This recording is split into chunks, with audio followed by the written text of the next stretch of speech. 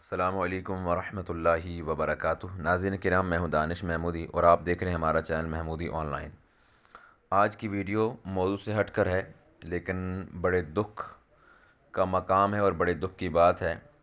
اللہ تعالی ہمارے حال پر رحم فرمائے۔ کل کے دن میں پاکستان میں ایک واقعہ سننے کو آیا ہے کہ پاکستان میاں ولی سرگودا کے شاہ زیب نے بیوی کو کہہ رکھا تھا، ایک شخص نے بیوی کو کہہ رکھا تھا کہ اگر پہلی اولاد بیٹی ہوئی تو میں اسے مار دوں گا۔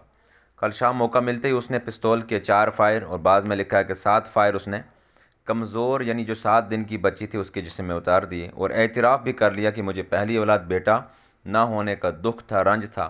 ماں ابھی تک غشی کی حالت میں ہے اور ہسپتال میں بے دم پڑی ہے۔ اللہ تعالیٰ خیر فرمائے، اللہ تعالیٰ خیر والا معاملہ فرمائے۔ یہ آپ تصویریں دیکھ سکتے ہیں اس بچی کی، جو بھی شخص یہ دیکھتا ہے اور وہ سخت روتا ہے۔